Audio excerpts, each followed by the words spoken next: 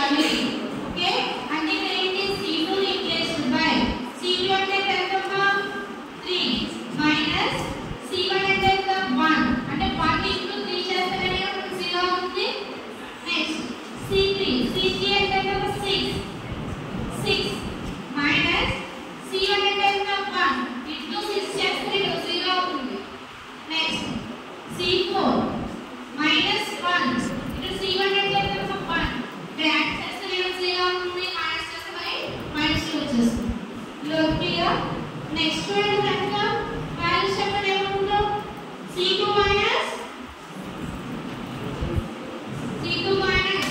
3C1 అంటే ఎంత 0 1 2 1 minus 0 2 minus 0 1 2 minus 0 2 next 0 minus 1 minus 0 minus 1 minus 2 minus 0 minus 2 next 0 2 minus 0 2 4 minus 0 4 ఏం చేసాం మనం 1 0 0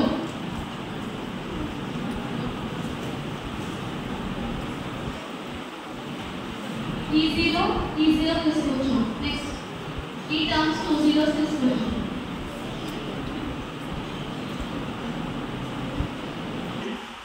నెక్స్ట్ చూడండి నెక్స్ట్ ఏం చేయాలి ఇప్పుడు మళ్ళీ అగైన్ ఈ టర్మ్ zeros అవ్వాలి.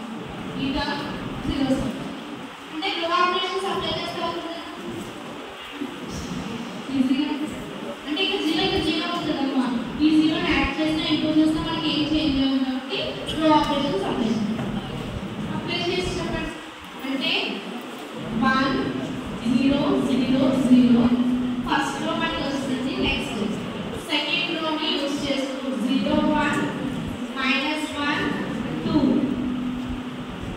next R3 replaced by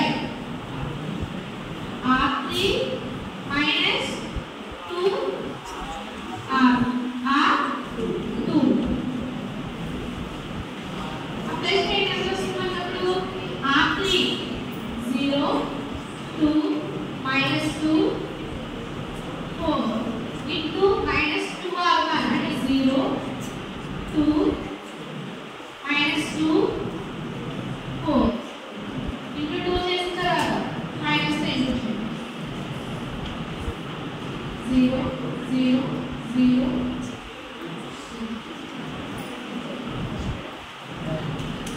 ఓకేనా జాయిన్ నెంబర్ కాన్సెప్ట్ ఒకటి. నెక్స్ట్ జీరోస్ చేసాం. ఇక్కడ పక్కన కూడా జీరోస్ అయిపోయింది అంటే ఇదే రావాలి మనం మ్యాట్రిక్స్ అనేది క్లియర్ గా ఉంది కదా. ర్యాంక్ రావాలని ఈ జీరోస్ వచ్చినాయి. నెక్స్ట్ ఈ టర్మ్ వచ్చింది మనకి ఈ టర్మ్ వచ్చింది. మళ్ళీ మిడిల్ టర్మ్ ఏం చేయాలి 0 1 0 0 చేయాలి. ఈ టర్మ్ ని చేంజ్ చేయాలి అంటే ఏం చేయొచ్చు ఈ కాలమ్ నుంచి ఈ కాలమ్ తీసేస్తే మొత్తం మనకి 0 వస్తుందా అంటే కాలమ్ ఆపరేషన్స్ అప్లై చేయాలి ఇక్కడ 1 0 0 సెకండ్ కాలమ్ ని చేంజ్ చేయాలి. సో సెకండ్ కాలమ్ ని యూస్